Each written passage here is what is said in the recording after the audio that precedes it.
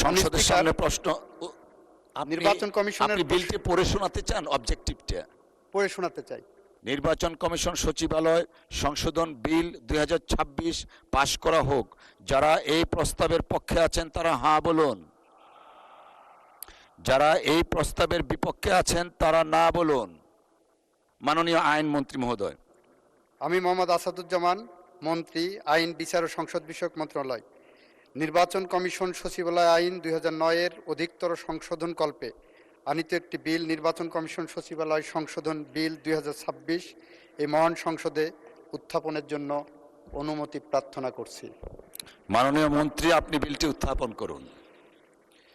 মাননীয় স্পিকার, আপনাকে ধন্যবাদ। মাননীয় স্পিকার, আমি মোহাম্মদ আসাদুজ্জামান, মন্ত্রী, আইন, বিচার ও সংসদ বিষয়ক মন্ত্রণালয়, নির্বাচন কমিশন সচিবালয় আইন 2009-এর অধিকতর সংশোধন কল্পে আনিত একটি বিল নির্বাচন কমিশন সচিবালয় সংশোধন বিল 2026 এই মহান সংসদে উত্থাপন করলাম।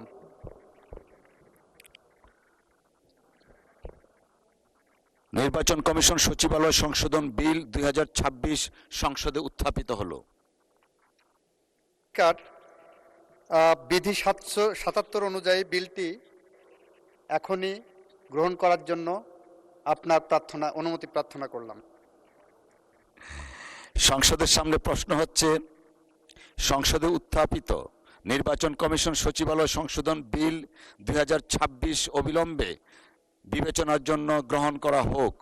যারা এই প্রস্তাবের পক্ষে আছেন তারা হ্যাঁ বলুন। যারা এই প্রস্তাবের বিপক্ষে আছেন তারা না বলুন। আমার মনে হয় হ্যাঁ জয়যুক্ত হয়েছে, হ্যাঁ জয়যুক্ত হয়েছে, হ্যাঁ জয়যুক্ত হয়েছে।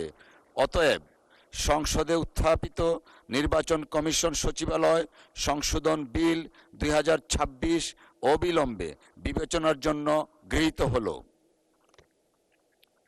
মাননীয় সদস্যবৃন্দ, বিলটির উপর দফাওয়ারি কোনো সংশোধনী নেই।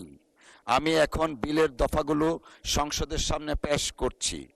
সংসদের সামনে প্রশ্ন হচ্ছে, বিলের দফা 2, 3 ও 4 এই বিলের অংশ হিসাবে গ্রহণ করা হোক। যারা এই প্রস্তাবের পক্ষে আছেন তারা হ্যাঁ বলুন। যারা এই প্রস্তাবের বিপক্ষে আছেন তারা না বলুন। আমার মনে হয় হ্যাঁ জয়যুক্ত হয়েছে, হ্যাঁ জয়যুক্ত হয়েছে, হ্যাঁ জয়যুক্ত হয়েছে। অতএব বিলের দফা 2, 3 ও 4 এই বিলের অংশ হিসাবে গৃহীত হলো। সংসদের সামনে প্রশ্ন হচ্ছে, বিলের 1 দফা বলবৎকরণ দফা প্রস্তাবনা প্রবর্তন এবং শিরোনাম এই বিলের অংশ হিসাবে গ্রহণ করা হোক। যারা এই প্রস্তাবের পক্ষে আছেন তারা হ্যাঁ বলুন। যারা এই প্রস্তাবের বিপক্ষে আছেন তারা না বলুন। আমার মনে হয় হ্যাঁ জয়যুক্ত হয়েছে, হ্যাঁ জয়যুক্ত হয়েছে, হ্যাঁ জয়যুক্ত হয়েছে। অতএব বিলের 1 দফা বলবৎকরণ দফা প্রস্তাবনা প্রবর্তন এবং শিরোনাম এই বিলের অংশ হিসাবে গৃহীত হলো। মাননীয় আইন, বিচার ও সংসদ বিষয়ক মন্ত্রী জনাব আসাদুজ্জামান, আপনি বিলটি পাশ করার প্রস্তাব উত্থাপন করতে পারেন। মাননীয় স্পিকার, আপনাকে ধন্যবাদ। মাননীয় স্পিকার, এই বিলটি পাশ করার জন্য কেন বিলটি পাশ করা প্রয়োজন সেটা আগে উদ্দেশ্য কারণ সংবলিত বিবৃতিটি আপনার সদয় বিবেচনার জন্য এবং এই সংসদের সদয় বিবেচনার জন্য উপস্থাপন করার অনুমতি চেয়েছি। সংসদের সামনে প্রশ্ন, নির্বাচন কমিশনের বিলটি পড়ে শোনাতে চান? অবজেক্টিভটা পড়ে শোনাতে চাই। জি।